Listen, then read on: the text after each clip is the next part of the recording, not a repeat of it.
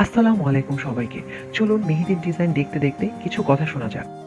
একদিন এক ভদ্রলোক একটি পাত্রে পানি নিয়ে তাতে একটি ব্যাঙ রেখে পানি গরম করা শুরু করলো।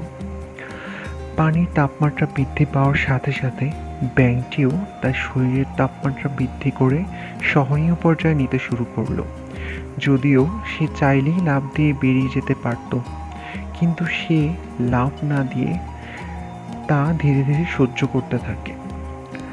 আস্তে আস্তে পাত্রের তাপমাত্রা যখন আরও বাড়িয়ে ফুটন্ত গরম করা হয়, তখন ব্যাঙটি আর সহ্য করতে না পেরে সে সিদ্ধান্ত নিল যে লাফ দেবে। কিন্তু ততক্ষণে আর লাফ দেওয়ার মতো তার শরীরে শক্তি নেই। পানি আরও গরম হতে থাকে, যার ফলে সে অতিরিক্ত গরম পানিতে থাকতে থাকতে একটা সময় মারা যায়। এখন যদি প্রশ্ন করা হয় ব্যাঙটি এভাবে মারা যাওয়ার কারণ কি, তাহলে আমরা অধিকাংশরাই বলবো যে গরম পানির কারণে ব্যাঙটি মরে গেছে। কিন্তু না, সে আসলেই গরম পানির কারণে মারা যায়নি।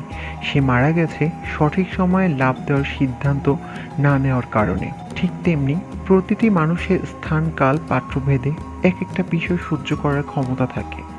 আমাদের প্রত্যেকের মনে রাখতে হবে, ক্ষমতা থাকা অবস্থায় সঠিক সিদ্ধান্তটি সঠিক সময় নিতে হবে।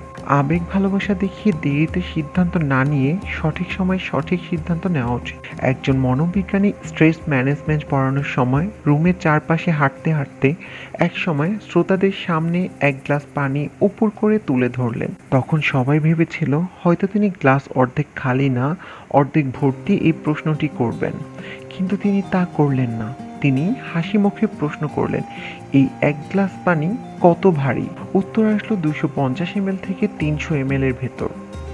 তখন মনোবিজ্ঞানী বললেন, এর অরিজিনাল ওজন এখানে কোনো ব্যাপার না, ব্যাপারটা হলো আমরা গ্লাসটিকে কতক্ষণ ধরে রাখছি। ওজনটাও সেটার উপর নির্ভর করছে।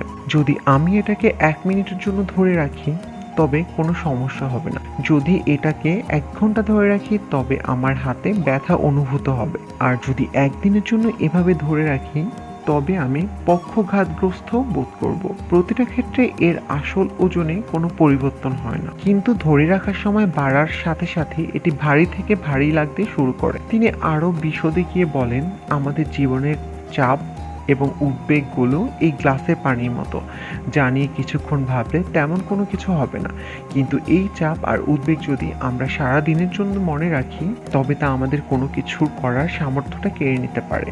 তাই চাপ কখনো অধিক সময় পর্যন্ত টানতে যাবেন না, এটাকে খুব অল্প সময়ে ছেড়ে দিতে হয়, অর্থাৎ গ্লাস নামিয়ে রাখতে হবে মনে করে। গল্পটি থেকে আমরা কি শিখলাম? আপনি কোনো একটা বিষয় নিয়ে অধিক সময় নেতিবাচক ভাবলে হতাশ হবেন।